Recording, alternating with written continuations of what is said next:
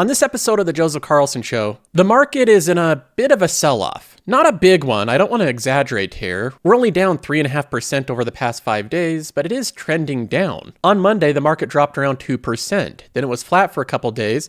Then it dropped another 1%. Flat for a couple days, and then it's down another 1% over the past day or two. It looks like it could be the start of a new trend. We started off the year well, and is it now finally time for the market to turn south? And of course, the major news of the day is always negative. We have wars going on in the Middle East with Iran, Israel, Hamas, all these different parties fighting with each other. There's a lot of complex things going on outside of the US. And then we also have the disappointing news that inflation is being a bit more stubborn than we anticipated.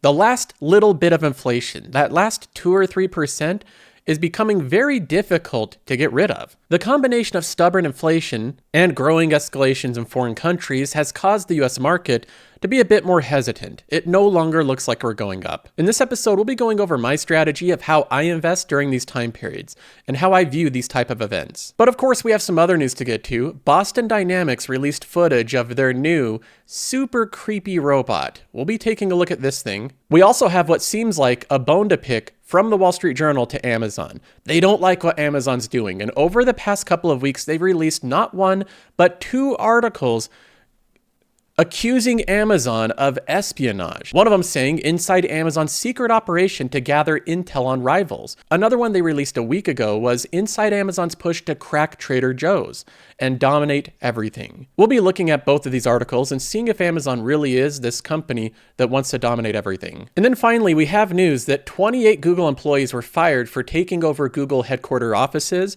and not leaving in protest. We'll be talking about this news as well. So we have a lot to get to. Let's go ahead and jump in. I first want to jump into how the market's performing over the past couple of days. If we look at a breakdown of the S&P 500, this is over just the past 5 days. Nvidia's down 7%. Broadcom's down almost 9%. Microsoft down 5%. Apple down 6.5%. We have Google down 2%. Meta down 4.7%. Amazon down 5.3%. Even other companies that are somewhat big, but not quite as big, like Salesforce, Intuit, Uber, Visa, MasterCard are down 2.5%. There's a couple pockets in the market that are doing well. The banks, for example, are still holding up well. Healthcare companies in particular doing well. And utilities are holding up as well. But over the past week, the majority of the market has sold off, and your portfolio is probably in the red over the week. When the market starts to go down and stocks start falling, that creates red flags for a lot of investors, especially if you're like me and you view anything going wrong as a problem that you need to fix.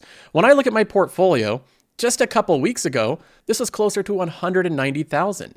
It's shaved off roughly $15,000 in the past week alone. I'm like any of you. I check the news every single day. I see all the chaos going on in the outside world. The reason that I don't talk about it is just because it's not an area that I commentate on. I don't have any advanced knowledge of it. I'm not about to go through the history of these parties and try to determine who deserves what. It's incredibly complex and it's way out of my depth. So I don't focus too much on this because I feel like it's not an area for me to cover. But regardless of that, I am aware of what's going on in the outside world. Wars can and often do escalate. On more of the direct investment side, I also see the news of interest rates. This has more of a direct impact on stock prices. And Jay Powell just recently said that he is getting less confident in lowering interest rates this year. Basically saying there's a good chance interest rates are not coming down, which of course is something the stock market did not want to hear. So when I'm looking at my portfolio, I'm looking at it through the lens of knowing all of this news going on as well. But it doesn't really matter. In my investments, the news outside doesn't really matter. Now, I'm not suggesting this stuff isn't important. It's super important, and it's more important than my portfolio. But I am suggesting that they're not related. They're 2 separate things. And although this chaos in the world may impact my portfolio in the short term, it's not going to impact my returns in the long term. We can look at a company like Costco, for example, one of my core positions. When customers go into Costco today, none of them are going to stop before they go into the entrance of Costco and wonder, what is going on in Iran and Israel? What's happening there? I need to know before I can shop at Costco.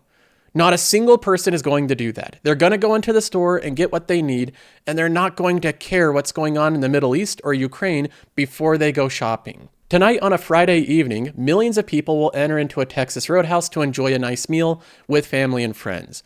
Before they do, not a single person will wonder what's going on in the Middle East to make sure things are good there before they enter into their Texas Roadhouse. Not a single one of them are going to make sure that interest rates are coming down this year before entering into Texas Roadhouse. After enjoying a nice meal out with family and friends, and finally after getting the kids to bed, millions of people are going to sit down and turn on the TV and flip on Netflix. They'll be choosing between watching shows like The Gentleman, Three Body Problem, or the new Rebel Moon movie.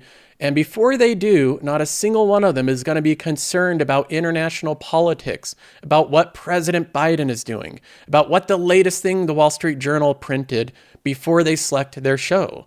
They're going to want to enjoy entertainment, and Netflix will continue to make money as millions of people are entertained. We've had 6 straight days of losses, and everyone wants to give this a reason. They want to say that these companies are going down even further because of XY reasons. But the truth is that markets trade up and down all the time, and what's important is what your companies are doing, the products they're selling, and if people are going to continue buying those products. In the long run, those are the only things that matter with your portfolio. So whether or not my portfolio sells down another $15,000 or another $20,000 or $30,000 or $50,000, whether or not the market goes down 5, 10, 15, or 20%, I'll continue to hang on to these companies because they will eventually recover. And in the meantime, it's just a buying opportunity.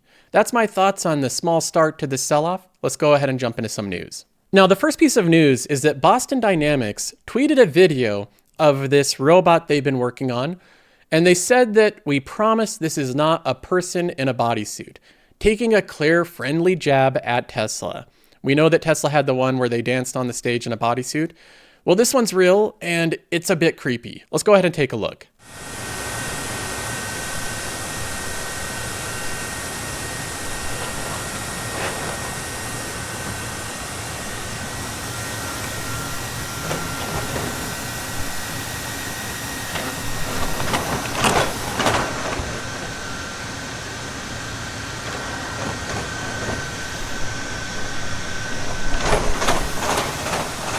Now, my first thought when watching this is really impressive. I just think it's really cool. And the way that it gets up is super creepy, but it kind of makes sense. Like, if humans could get up that way, I think we would.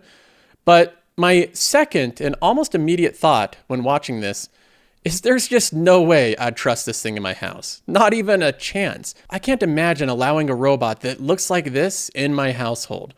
I'm sure they'd try to make it look more friendly, maybe paint it in a light baby blue color, maybe coat it in a little bit of plastic, but underneath you have this skeleton of steel.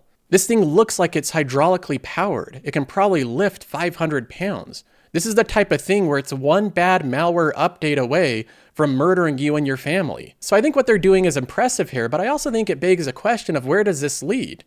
These type of things seem incredibly intimidating. This thing is likely immune to gunfire. I can't imagine any handgun doing any damage to it.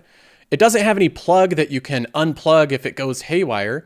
And the fact that it's made out of steel and hydraulically controlled means that it is more dense, more powerful, and stronger than any adult human. So no, I don't trust these things at all. And I think it's only a matter of time until the police start using this type of stuff, until they're the ones knocking on your door. We've seen videos of this in iRobot, and that looked like a fun, goofy, fictional movie years ago, and now it looks like it's getting a little too close to home. So I'm complimenting Boston Dynamics for this incredible engineering feat they've accomplished, but I also have my concerns about the road this goes down. Now, over the past couple of weeks, the Wall Street Journal has released 2 extensive pieces going over Amazon's attempt to infiltrate other companies and figure out their secrets.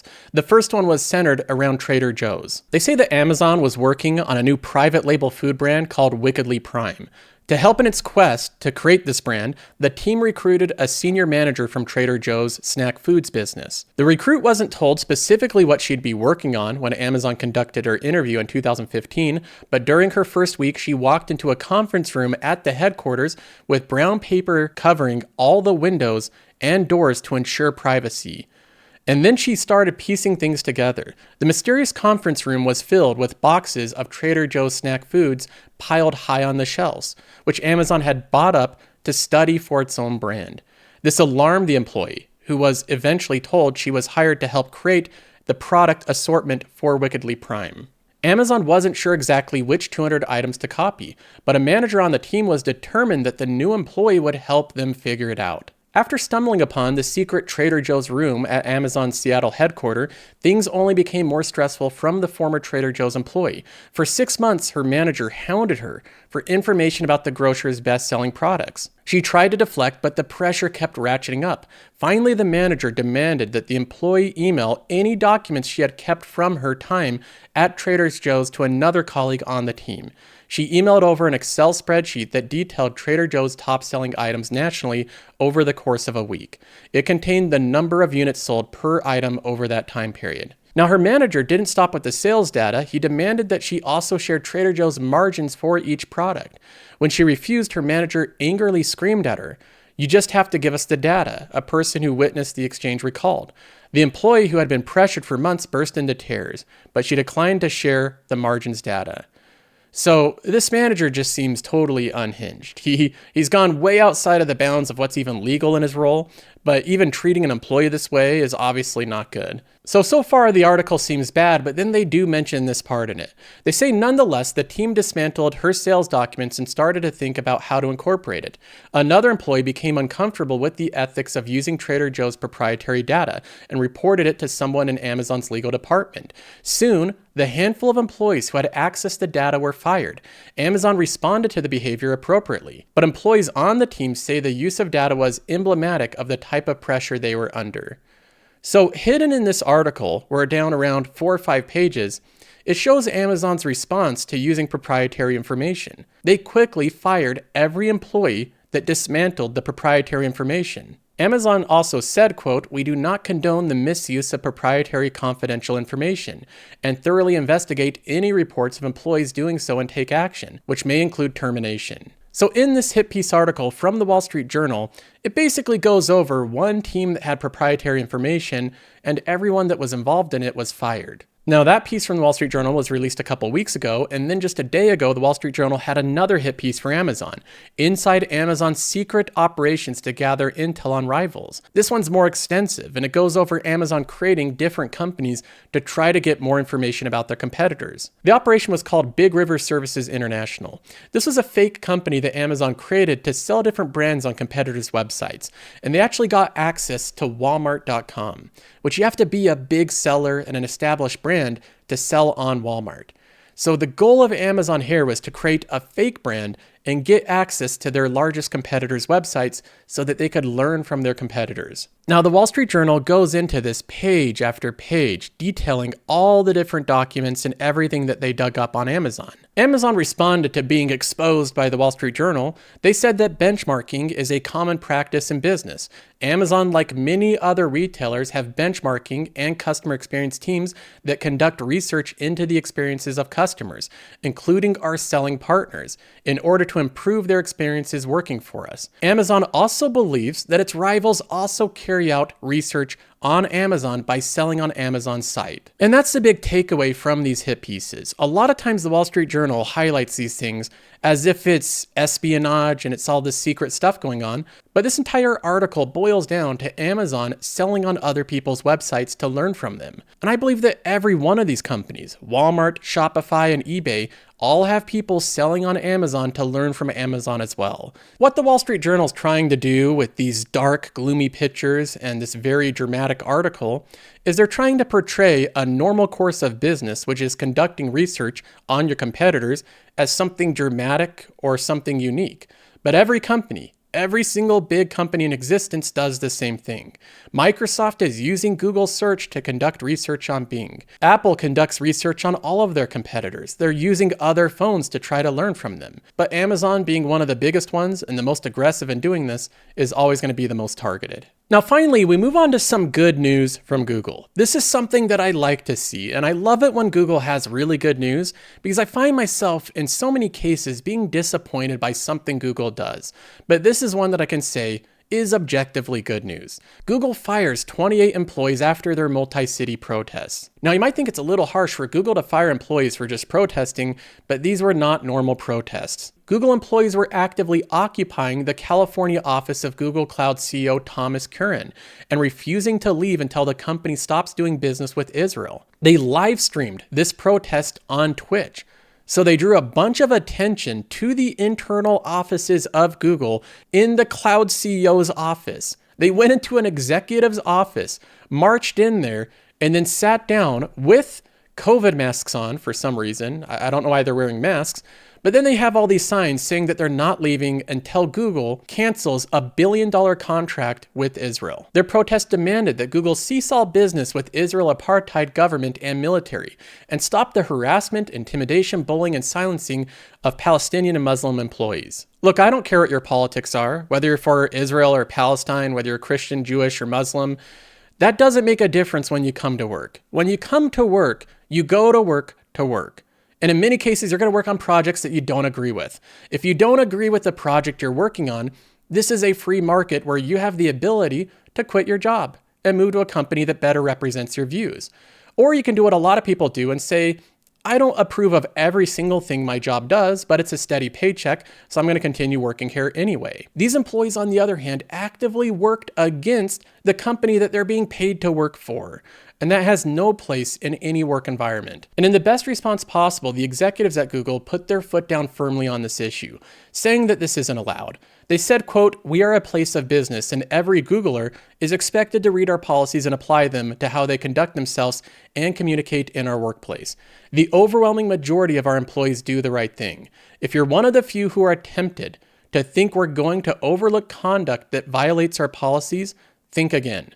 The company takes this extremely seriously, and we will continue to apply our long-standing policies to take action against disruptive behavior, up to and including termination." It's refreshing to hear a strong response like that, especially from a place like Google, reiterating that this is a place of work.